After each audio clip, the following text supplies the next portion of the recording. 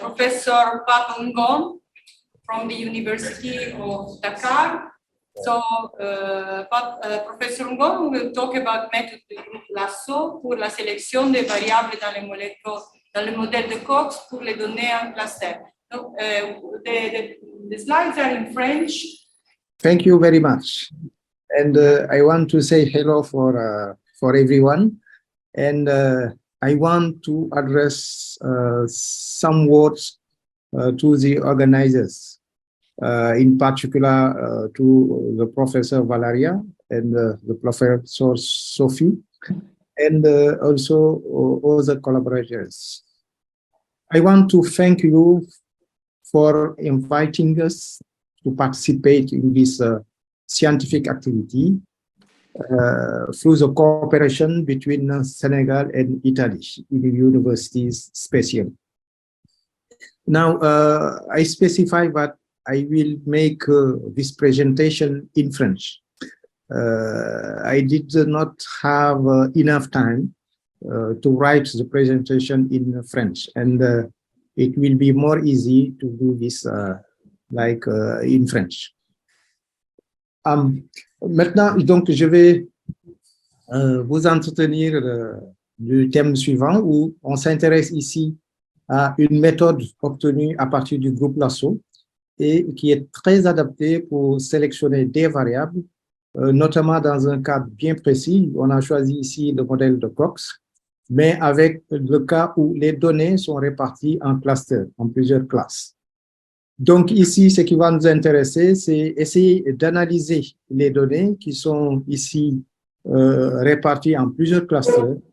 Et l'objectif recherché est sans doute de pouvoir identifier simplement le risque de survenue, on va dire, d'un événement. Ça peut être une maladie, ça peut être une rechute, un décès, etc.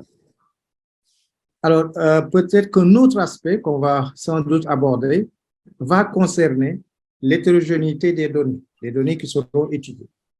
L'objectif toujours étant de pouvoir identifier une certaine probabilité, ou souvent on l'appellera un risque associé à un événement, mais on va s'appuyer sur un ensemble de facteurs explicatifs qu'on va considérer comme étant des covariables. Donc, l'exposé va donc tourner autour de 3 ou 4 points. Je pense qu'on n'aura pas le temps de tout faire, mais on peut aller jusqu'au point 4. Donc, dans un premier temps, on va revenir sur l'analyse des durées de vie, et après, on va introduire le concept de modèle de fragilité. Ensuite, pour améliorer, on va dire, les estimateurs obtenus, on va penser utiliser les méthodes pénalisées, et notamment lorsque le modèle considéré est le modèle de régression de Cox. Et enfin, on terminera par les groupes Lasso, toujours dans le cas du modèle de Cox, mais cette fois en introduisant, on va dire, la notion de fragilité. Donc, pour dire un mot sur l'analyse des données de vie, donc on va dire que ici l'étude concerne simplement des données de survie et qui peuvent être définies comme étant le délai de survenue, on va dire, d'un événement d'intérêt. Par exemple, on peut s'intéresser ici à 2 exemples. Dans le premier exemple, on va regarder comment analyser, on va dire, le temps de survie après le diagnostic d'un cancer du sein. Dans ce cas précis, on va lui associer un événement, et l'événement, ce sera le décès par cancer du sein. Et dans ce cas-là, on va utiliser la variable temps de survie comme étant la variable d'analyse. Un deuxième exemple aussi peut être étudié. Dans ce cas précis, on va regarder la durée de séropositivité sans symptômes pour des patients qui sont infectés par le VIH. Et là, l'événement d'intérêt qui va nous intéresser ici, ce sera l'apparition de symptômes. Et pour faire l'étude, pour mener cette étude, on va s'appuyer sur le temps écoulé sans symptômes, jusqu'à l'apparition du symptôme. Alors, la particularité maintenant qui sera associée ici, on va dire, aux données de survie, c'est qu'il sera possible de vouloir tenir compte, par exemple, d'un certain nombre, on va dire, d'observations pour lesquelles il va avoir une partie manquante, on va dire. Donc, toutes les observations ne seront pas complètement observées. Alors, ça veut dire tout simplement qu'on va introduire ce qu'on appelle la notion de censure. Rappelons simplement que la censure aléatoire la plus utilisée dans la pratique, c'est sans doute la censure à droite. Et c'est lié à des événements comme une perte de vue, bon, des individus qu'on perd de vue. Ça peut être causé par des effets secondaires si c'est un traitement, l'efficacité du traitement, etc. Alors, pour mener cette étude, en réalité, ce qu'on va faire, c'est juste d'essayer de se ramener à des variables. Alors, les variables qui vont nous intéresser, on va les récupérer sous forme de couple. Ce sera XI et CI, où CI va constituer la variable de censure. Donc, au lieu d'observer directement XI, on va plutôt observer le minimum XI et CI. Maintenant, on va lui associer un indicateur, le delta I, qui nous renseigne simplement si la variable a été observée complètement ou alors si la variable a subi, on va dire, une censure.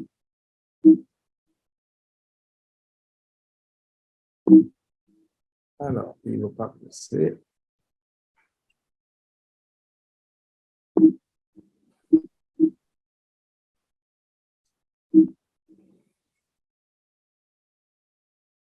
Voilà. Bon, voilà. Alors, maintenant, le problème est de savoir comment estimer cette durée de survie. Dans la pratique, il existe trois approches. La première approche a été plutôt développée par Kaplan-Meier et qui consiste tout simplement à estimer, on va dire, la durée de survie. Il existe aussi deux autres méthodes. Une approche fondée sur un modèle paramétrique. En général, dans ce cas précis, on utilise souvent les modèles exponentiels, Weibull, etc. Et il y a aussi un modèle qui est plutôt semi-paramétrique et qui surtout a été développé sous le nom de modèle de régression de Cox. Juste pour rappel, l'approche paramétrique ainsi que l'approche semi-paramétrique permettent de prendre en compte, on va faire des variables ou des covariables, donc des variables explicatives. Alors, ce qui permettra maintenant de développer ici la méthode qui nous intéresse, sur laquelle on a fait les analyses. Il s'agit justement on va dire, de la dernière approche, c'est-à-dire l'approche semi-paramétrique de Cox. Alors, rappelons que c'est juste un modèle de régression en temps continu et que ici, ce qui nous intéresse, c'est d'étudier le risque instantané, et ceci en fonction d'un certain nombre de facteurs qu'on va récupérer ici sous le vecteur Z. L'expression maintenant du risque instantané est donnée par la fonction h de t conditionnellement au facteur de risque. Alors, on aura remarqué que ça peut s'écrire sous forme d'un produit, d'une fonction du temps multipliée par une fonction qui utilise, on va dire, les variables, les covariables. Alors, juste remarquer que s'il n'y a pas de covariable, dans ce cas-là, la fonction h de t, on lui donne le nom de risque de base, puisqu'il reste dans ce cas-là indépendant des observations. Alors, voilà pourquoi d'ailleurs ce modèle est semi-paramétrique, puisque h de t, on va considérer qu'on peut essayer de l'estimer de façon non paramétrique, mais par contre, l'autre partie, contient le bêta, va s'écrire sous forme paramétrique. Donc ici, le risque qui va nous intéresser maintenant, c'est de poser un certain nombre, on va dire, d'hypothèses. Alors, l'hypothèse la plus utilisée, qui reste même fondamentale lorsqu'on étudie le modèle de Cox, c'est évidemment ce qu'on appelle le risque proportionnel. Il s'agit juste de voir que si le risque entre deux sujets I et J est évalué en termes de rapport, dans ce cas-là, ce rapport reste indépendant du temps. Donc, ça reste constant au cours du temps. Mais surtout aussi, le fait que ce rapport-là s'écrit toujours en fonction des covariables. Alors, il y a, on va dire, une deuxième hypothèse qui dit que normalement, si on applique la fonction log sur ce rapport-là, on doit récupérer, on va dire, une fonction linéaire sur les facteurs. Donc, ce qu'il y a à retenir, c'est que dans ce cas, le modèle a été souvent utilisé et le paramètre d'intérêt ici, ce sera juste d'aller chercher un estimateur pour le paramètre bêta. Dans ce cas-là, à partir de la fonction de log vraisemblance, il s'agira de rechercher l'argument du maximum de la fonction vraisemblance, log vraisemblance. Alors, ça aboutit souvent à des types d'équations exprimées sous la formule 2. Et le plus souvent, ces équations n'ont pas de solution analytique. Donc, on sera obligé de basculer à la recherche de méthodes numériques. Mais des études antérieures ont quand même montré que bêta chapeau, l'estimateur obtenu, possédait de bonnes propriétés statistiques, à savoir la consistance, mais également la normalité asymptotique. Alors, si on doit maintenant se placer dans le cas où les données sont réparties en plusieurs groupes, donc c'est des données groupées, on va utiliser deux indices, un indice J pour repérer l'individu, un indice I pour repérer le groupe auquel il appartient. Ça peut arriver aussi que les données soient des données récurrentes. Dans ce cas-là, pour chaque individu J, on va lui associer le temps de récurrence qu'on va noter NJ. Et que donc, si on se place dans le cadre des données de survie, bien entendu, il faudra associer les variables XIJ, donc double indice, et CIJ, qui sont on va dire, le XIJ va désigner le temps de survie et le CIJ, c'est plutôt la censure, on a dit la censure à droite, qui sera associée à l'individu J qui appartient au groupe I. Donc, dans ce même contexte, il suffira juste d'observer TIJ, qui est le minimum entre XIJ et CIJ, et on va associer, comme tout à l'heure, l'indicateur de censure qu'on a noté, delta IJ. Alors, pour cela, on va quand même faire l'hypothèse comme quoi les XIJ et les CIJ sont des variables qui seront indépendantes. Maintenant, ce qu'il y a à dire, c'est que très souvent, dans la pratique, les données qui sont considérées sont rarement homogènes.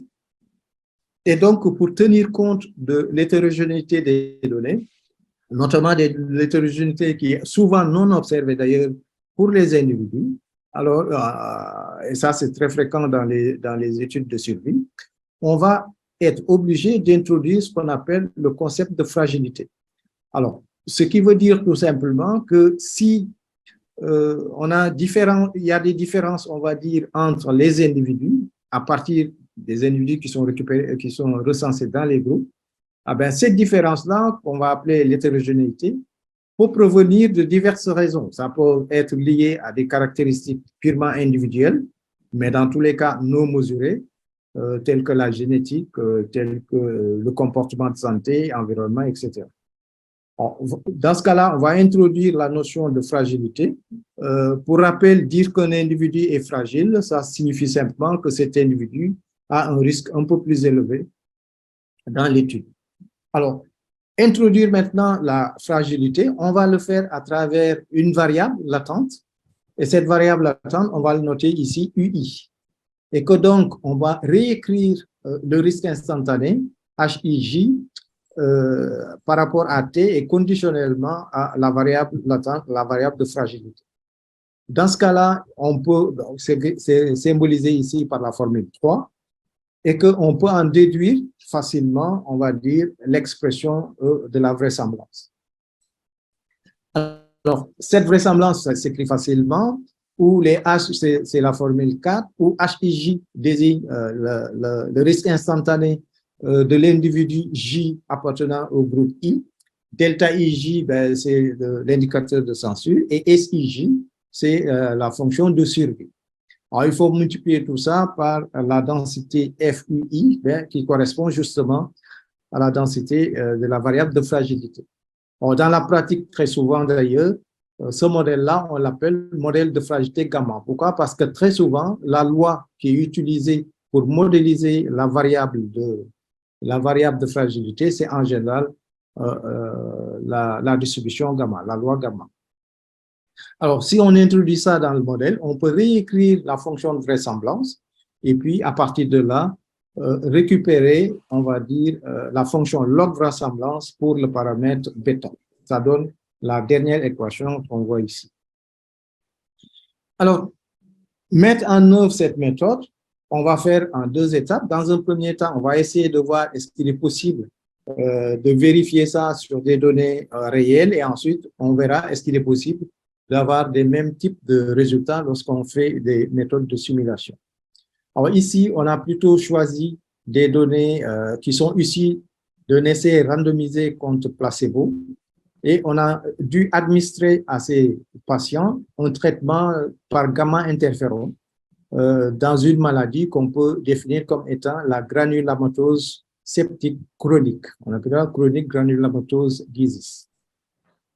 Alors, dans ce cas-là, ce qu'on a essayé de faire, c'est d'aller repérer, on va dire, 128 patients qu'on a pu collecter à partir de 13 hôpitaux différents. Et l'intérêt ici consiste simplement à étudier est-ce que l'effet du traitement par gamma-interféron a effectivement, est-ce que l'effet est significatif ou pas, lorsque on suppose que le risque associé, c'est le risque d'infection grave pour les patients atteints de cette maladie. Alors, on a obtenu des résultats, deux types de résultats, des résultats obtenus à partir de la mise en œuvre de l'algorithme EM, mais aussi des résultats à partir de la vraisemblance partielle pénalisée.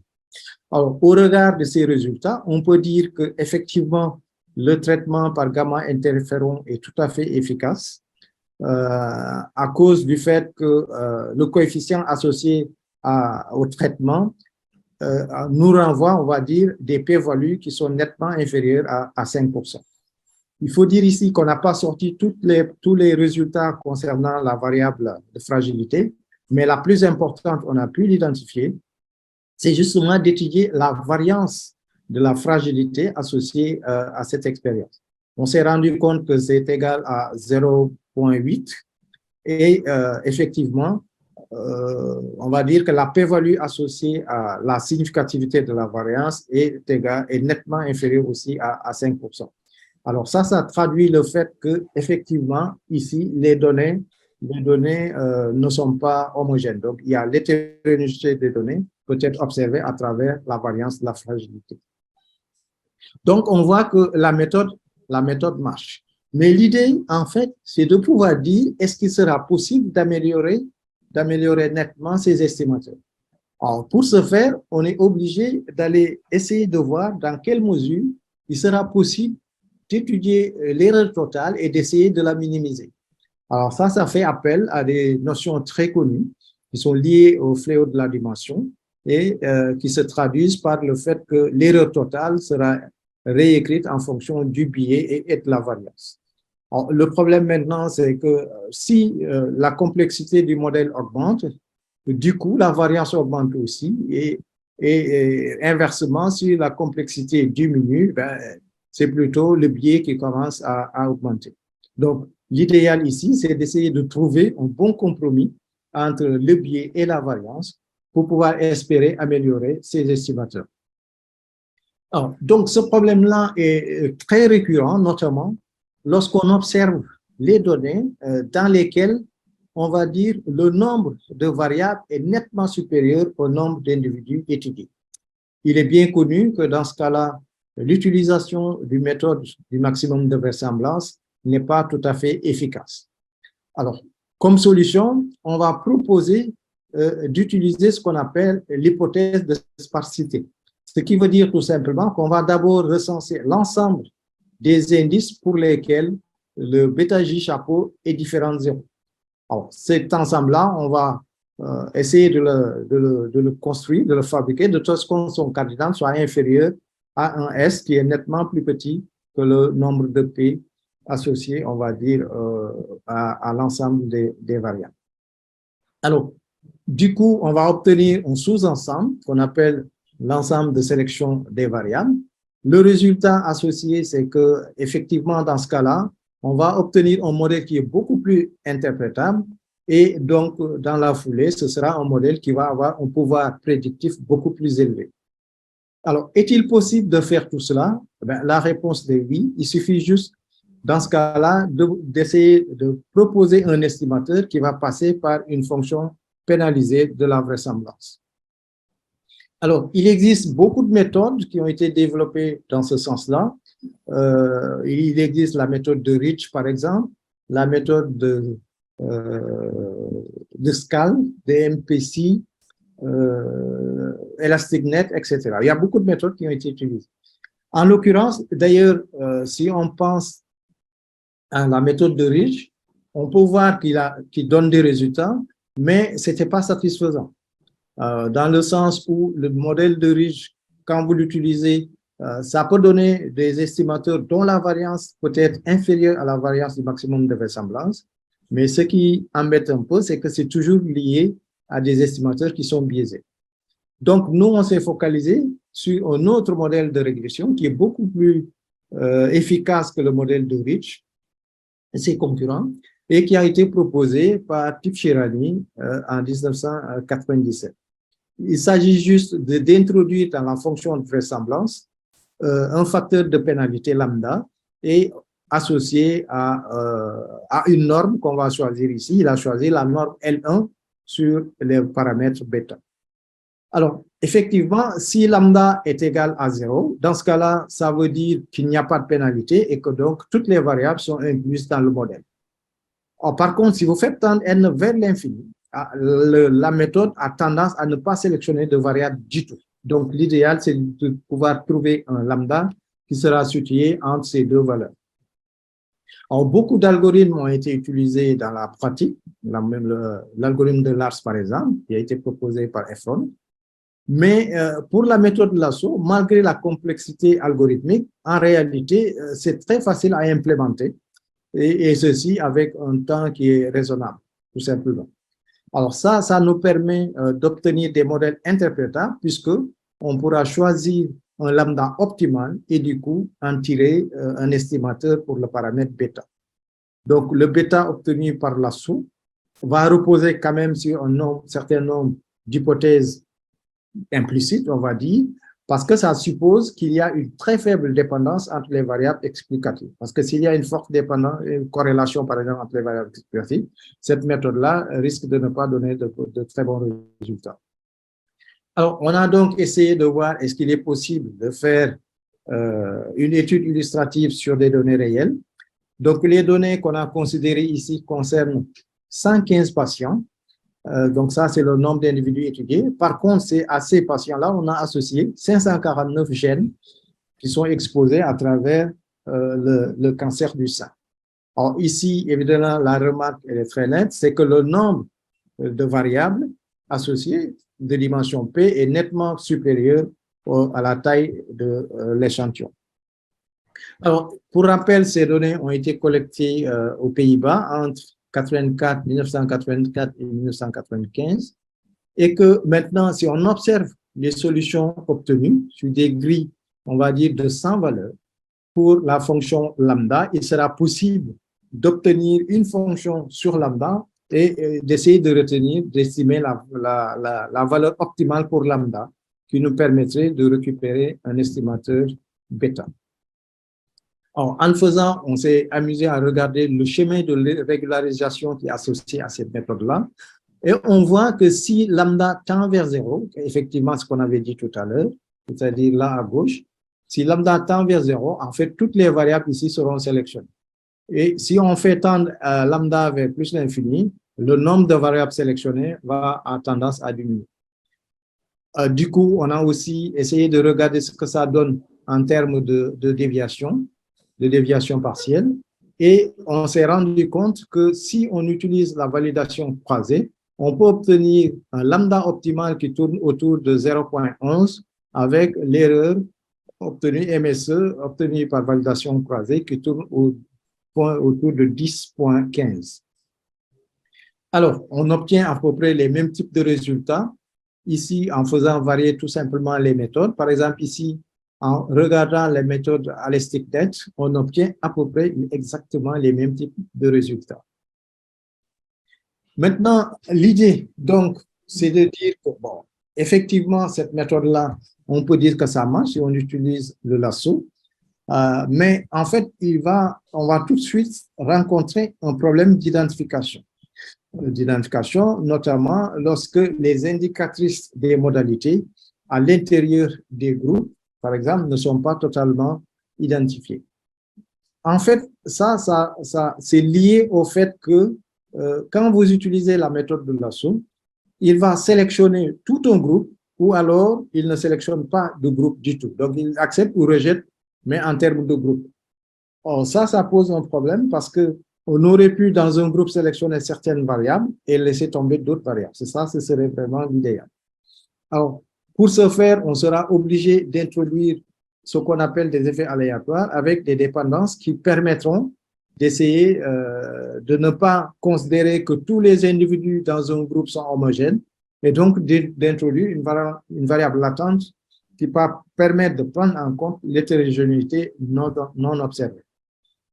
Alors, pour faire cela, on a essayé d'introduire la méthode du groupe lasso dans le modèle de Cox, mais en tenant compte de la fragilité, c'est-à-dire de l'hétérogénéité des données dans la population. Alors, pour ce faire, on va juste utiliser la même démarche que précédemment, sauf que maintenant, on va poser la question suivante.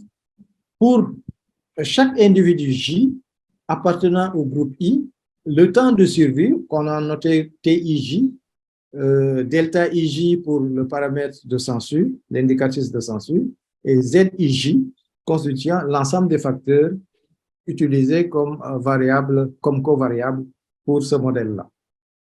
Alors, dans ce cas-là, on va introduire maintenant l'effet de fragilité dans le modèle et on obtient une fonction de vraisemblance récupérée par la formule 8, l'équation 8. Alors, dans ce cas-là, la fonction de vraisemblance va dépendre évidemment de bêta. Ça, c'est le paramètre, les coefficients, on va dire, associés au facteur. Le alpha, c'est la variable qui est liée, c'est le paramètre qui est lié à la variable de fragilité. Et H0, c'est la fonction de risque cumulé. Alors, on obtient facilement une expression qui est résumée par la formule 10. Alors, dans ce cas-là, pour résoudre le problème, on va se situer dans l'optique d'optimisation, c'est-à-dire décrire une fonction objective à travers Qn de bêta lambda n. Et à partir de là, on va dériver, comme d'habitude, essayer de voir est-ce qu'il est possible de trouver l'estimateur bêta. Alors, juste ici, on va quand même rajouter le fait que, puisque à l'intérieur de chaque groupe, les groupes n'ont pas la même taille, donc on va essayer d'introduire un facteur multiplicatif qu'on va appeler tout simplement racine de PJ, qui nous permettra d'ajuster la variation de la taille au sein de chaque groupe. Donc, c'est le groupe des covariables. Alors, l'estimateur qu'on va obtenir, ce sera l'argument de la fonction objective qui est n.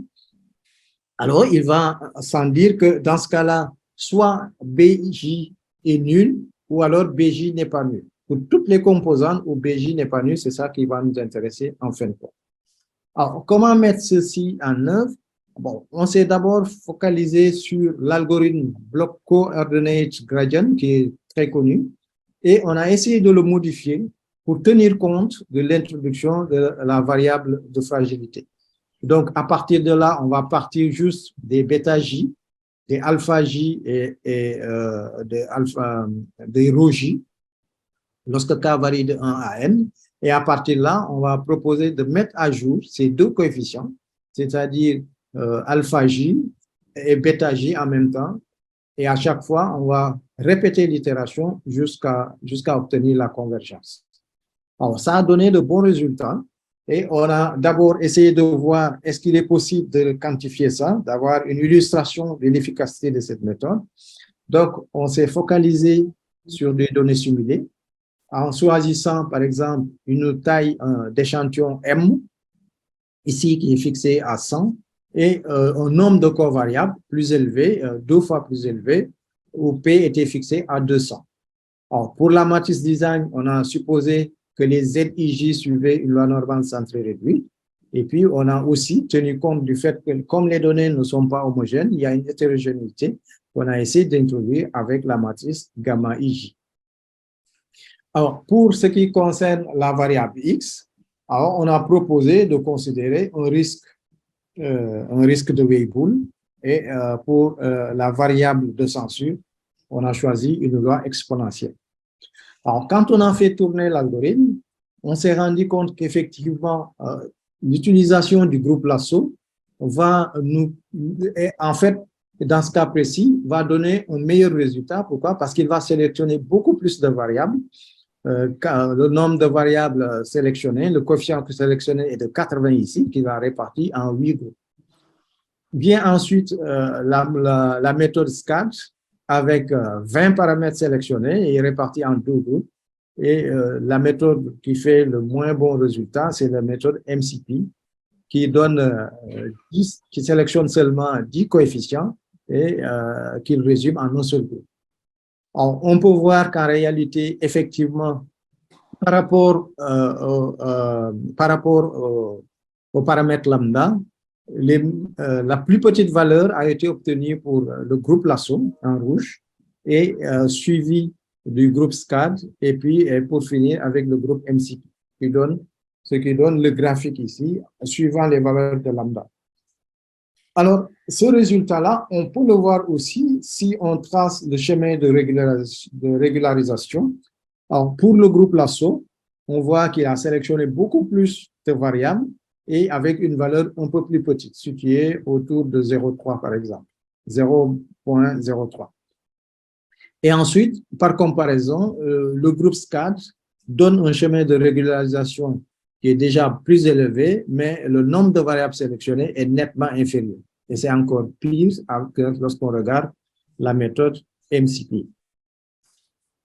Donc, on s'est aussi intéressé à savoir qu'est-ce que ça donnerait si on étudie la distribution de ces données par rapport au R carré. On s'est rendu compte, effectivement, c'est les mêmes types de résultats, c'est-à-dire, dans ce cas précis, le groupe lasso fait un meilleur résultat puisque la valeur du R carré associé est plus élevée que pour les deux autres méthodes. Donc, on s'est dit que, bon, puisque ça marche pour les données simulées, qu'est-ce que ça donnerait pour les données réelles? Et on s'est intéressé ici à des données génétiques de l'Institut national du cancer. Et on a travaillé avec autour de 410 patients qui ont une maladie qui s'appelle lymphome à cellules B diffus, qu'on appelle le DLBCL. Et pour ces malades, on a administré un traitement qu'on appelle R-CHOP. On a considéré au-delà de ça 500 gènes qui sont associés à ces 400 patients et on a essayé de faire tourner l'algorithme en supposant qu'il est possible de les regrouper en différentes places hiérarchiques autour de 10 groupes. Alors, le résultat obtenu donne toujours, dans ce cas précis, par contre, la méthode lasso donne des performances semblables à la méthode SCAD. C'est-à-dire, pour ces données précises, on a pu récupérer 636 coefficients pour bêta, aussi bien pour le groupe lasso que pour le groupe SCAD. Et la méthode MCP donne effectivement de moins bons résultats. Et en termes de groupes aussi, on a 6 groupes pour lasso et SCAD et pour la méthode MCP. Les données recueillies ont été regroupées en 3 classes. En fait, les valeurs de lambda ne sont pas très loin. La plus élevée étant celle associée au MCP.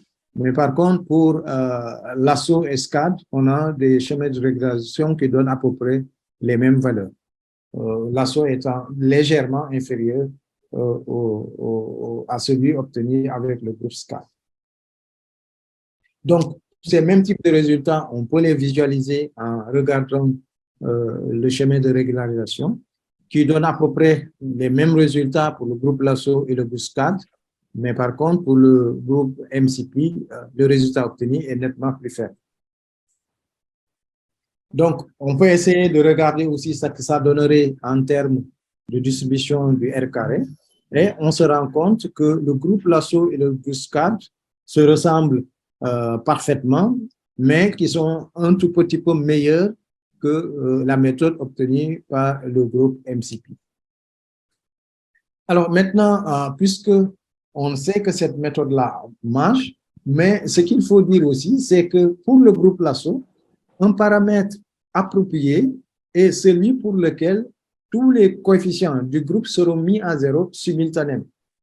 Alors, ça, évidemment, ça pose un problème puisque ça veut dire que le groupe Lasso ne fait pas de parcimonie à l'intérieur du groupe. Il choisit tout le monde, tout le groupe, ou alors rien du tout. Donc, l'idéal, ce serait de voir comment tenir compte du fait qu'à l'intérieur même d'un groupe, eh ben, le risque n'est pas le même. Alors, donc, pour cela, on peut dire que le lasso par groupe ne possède pas, comme on vient de dire, les propriétés, on appelle ça les propriétés oracles. Pourquoi? Parce qu'il pénalise tous les groupes exactement de la même façon. Ce qui résulte évidemment, on peut le comprendre, d'une estimation qui sera un tout petit peu biaisée par rapport aux coefficients. Alors, il y a d'autres personnes qui ont essayé de dire qu'il serait possible d'introduire ce qu'ils appellent la méthode adaptative du groupe Lasso. Le premier à l'utiliser, c'est Wang et Leng en 2008. Et ils ont essayé de l'utiliser sur une régression linéaire et ensuite qu'ils ont appliqué à des données de survie. Donc, la méthode adaptative par groupe Lasso, on peut dire que ça permet d'une certaine façon d'associer aux différents paramètres de régularisation, on va dire, différentes valeurs. Puisque avant, ce qu'on pouvait dire, c'est que le groupe adaptatif Lasso va nous permettre d'utiliser différentes valeurs du paramètre de régularisation. Par contre, si c'était le Lasso, il va utiliser un seul paramètre. Donc là, on a le choix par exemple, pour chaque groupe spécifique, d'essayer d'identifier un lambda associé, un paramètre de régulation associé. Ça permettrait d'adapter un tout petit peu la méthode Lasso et que donc, on a pensé que si cela permettrait d'explorer, on va dire, la parcimonie à l'intérieur de chaque groupe, en essayant d'introduire là aussi, on va dire, une variable latente. On va introduire une variable latente qui va nous permettre de tenir compte de l'hétérogénéité dans la population étudiée. Donc, c'est ça qu'on a pu penser que dans le futur, il sera intéressant de tenir compte de cette flexibilité en introduisant un peu plus de degrés de pénalité et le résultat attendu, ce serait d'obtenir on va dire des estimateurs beaucoup plus efficaces. Donc, c'est à peu près ça que je voulais parler avec vous aujourd'hui. Je voulais m'entretenir avec vous autour de ces questions de fragilité à l'intérieur du modèle de Cox. Je vous remercie. Merci pour votre conférence. Et now I switch to English. I ask to the audience sitting in the room if they have comments or questions. En termes de critères d'ajustement du R2, si on regarde les différents modèles qui ont proposés, la sélection des variables fait le job, mais sur les critères d'ajustement, c'est quand même assez petit, non? Oui, c'est ça. En fait, si on regarde ce critère-là, on peut juste peut-être écarter la méthode MCP, mais par contre, les deux autres méthodes donnent effectivement des résultats tout à fait semblables. C'est-à-dire la méthode Lasso et la méthode SCAD. Anybody from who is attending the talk remotely wants to ask something? Vous n'avez pas considéré des données répétitives? Oui. Les groupes sont seulement des groupes homogènes d'unités. Ce ne sont pas des temps récurrents à l'intérieur de la même unité. Oui. Non, ça, on a envisagé de faire ça donc dans un futur proche. Mais ce qu'on a fait ici, on a tenu compte juste des données à l'intérieur de chaque groupe. Oui. Et comme chaque individu, en fait, c'est ça qui est vraiment beaucoup plus pratique, chaque individu dans le groupe n'a pas forcément le même risque. Alors que dans le modèle de fragilité qu'on a considéré ici, c'est même, j'ai oublié de préciser, c'est le modèle de fragilité partagée. C'est-à-dire, à l'intérieur de chaque groupe, on a le même coefficient de fragilité. Donc, l'idéal, c'est d'avoir un coefficient de fragilité qui tient compte du groupe, mais aussi de l'individu. Thank you, Bob, for your conference again. Let us thank the speaker again.